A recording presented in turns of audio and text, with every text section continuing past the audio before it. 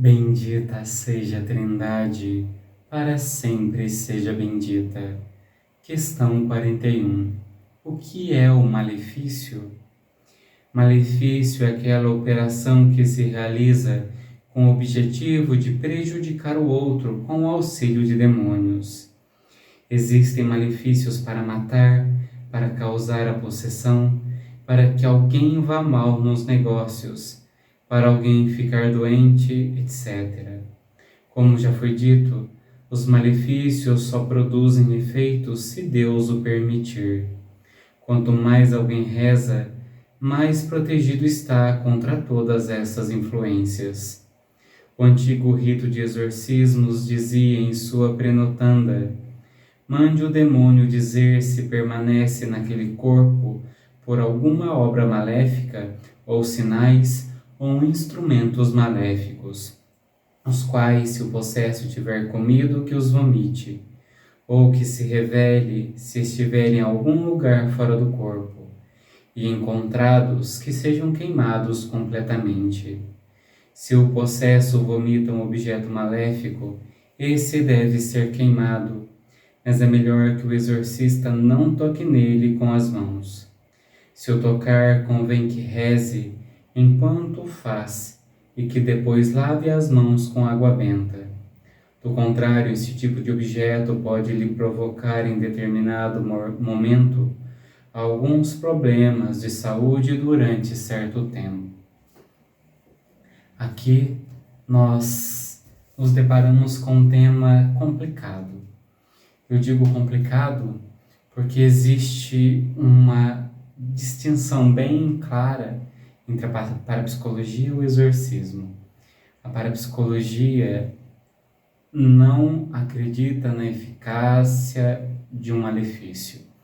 Inclusive, lá no IPQ, eles têm vários objetos de malefícios feitos, tanto o Padre Quevedo, como a Márcia, como a diversos outros membros, ou pessoas que acharam e levaram lá. E assim eles creem que o malefício é simplesmente um objeto criado com a intenção de gerar algum mal, mas que não tem esse poder.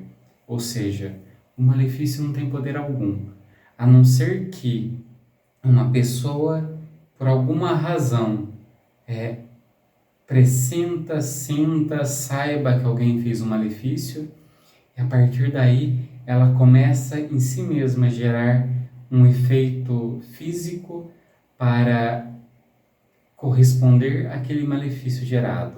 Então, um malefício não causa mal, mas uma pessoa que esteja emocionalmente abalada, ela pode desenvolver doenças e, em casos bem extremos, até mesmo a própria morte, como uma resposta àquele pensamento de que o mal lhe foi feito.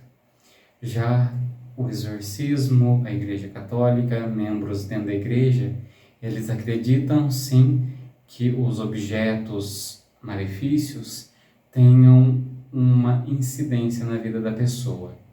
Mas se a pessoa vive em estado de graça, se ela confessa regularmente, se ela busca comunhão, se ela busca oração, não tem medo nenhum, porque esses objetos, por mais poderosos que sejam, não pode causar mal a quem está com Deus.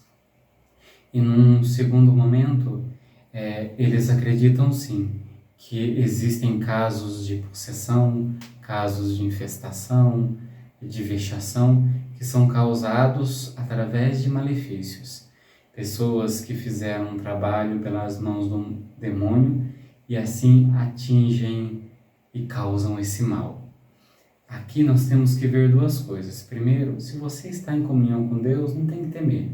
O segundo, nós não temos como dizer objetivamente o mal contemplado se realmente provém de um efeito real de um malefício ou se é um caso da parapsicologia, que a pessoa pensou, deduziu que algum mal tivesse feito e assim ela mesma gera.